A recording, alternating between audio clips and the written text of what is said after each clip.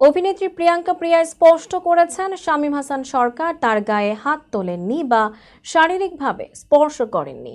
ধর্ষণের অভিযোগ যে ভিত্তিহীন ছিল তা স্বীকার করে উভয় পক্ষই অভিনয়শিল্পী সংঘের মধ্যস্থতায় দুঃখ প্রকাশ করেন ও অনুতপ্ত মনোভাব জানান। বিস্তারিত শাহিদা আহমদ জান্নাতীর ডেস্ক রিপোর্টে।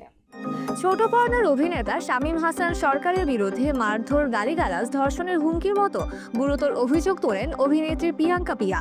শুধু তাই নয়, শুটিং সেটে মাদক সেবন করে তার সঙ্গে বাজে ব্যবহারের অভিযোগও করেন এই অভিনেত্রী। এই ঘটনার পর প্রিয়াঙ্কা সব অভিযোগ অস্বীকার করেন শামীম হাসান সরকার। পরবর্তী সময়ে অভিনয়শিল্পী সংঘে দুজনই অভিযোগ জানান।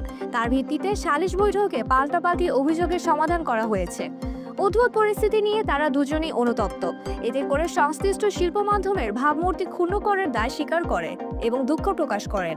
এক বিবৃতিতে এসব তথ্য জানিয়েছে অভিনয়শিল্পী সংঘ। বৃহস্পতিবার রাতে অভিনয়শিল্পী সংঘের ফেসবুক পেজ থেকে একটি ভিডিও পোস্ট করা হয়। সেখানে অভিনেতা শামীমকে তার ভুলের জন্য ভক্ত, শুভাকাঙ্ক্ষী এবং নারী সহকর্মীদের কাছে ক্ষমা চাইতে দেখা যায়। শুধু তাই নয়, সংগঠনের পক্ষ থেকে অভিনেতাকে ভবিষ্যতের জন্য সতর্ক করা হয়েছে। সে সালিশে ছিলেন অভিনেত্রী প্রিয়াঙ্কাও। সেখান থেকে অনুতপ্ত মনোভাব প্রকাশ করেন তিনি। বলেন, শুটিং সেটে শামীম ভাইয়ের সঙ্গে একটি ভুল বোঝাবুঝি হয়েছিল। শট দিতে গিয়ে আমার ভুল হয়, উনি রেগে যান, গালিগালাজ করেন। তবে উনি এসব রাগের মাথায় করেছেন, এটা উনি স্বীকার করেছেন। প্রিয়াঙ্কা বলেন, ঘটনাটি আমি সরাসরি শিল্পী সঙ্গে না জানিয়ে সংবাদ সম্মেলন করে ফেলি। এটা আমার ভুল ছিল।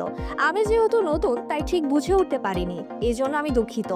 ধর্ষণের অভিযোগ সত্য নয় জানিয়ে অভিনেত্রী আরো বলেন, ধর্ষণের ব্যাপারটি একেবারে ভুল তথ্য। উনি আমাকে স্পর্শ করেননি বা এ ধরনের কিছু করেননি। অভিনয়শিল্পী সংঘ এক বিবৃতিতে উল্লেখ করেছে, এই ঘটনার পরিপ্রেক্ষিতে উভয় পক্ষই অনুতপ্ত। তাদের ভুল স্বীকার এবং দুঃখ প্রকাশ শিল্পী সমাজে দায়বদ্ধতার দৃষ্টান্ত। কয়েক সপ্তাহ আগে প্রিয়াঙ্কা প্রিয়া একটি বেসরকারি টেলিভিশন চ্যানেলে দেওয়া সাক্ষাৎকারে শামীম হাসান সরকারের বিরুদ্ধে একাধিক গুরুতর অভিযোগ আনেন। তিনি দাবি করেন, স্বামী শুটিং সেটে তাকে গালিগালাজ করেছেন, মারধরের চেষ্টা করেছেন এবং এমনকি ধর্ষণের হুমকিও দিয়েছেন। এই সাক্ষাৎকার সম্প্রচার হওয়ার পরপরই সামাজিক মাধ্যমে তীব্র প্রতিক্রিয়া তৈরি হয়।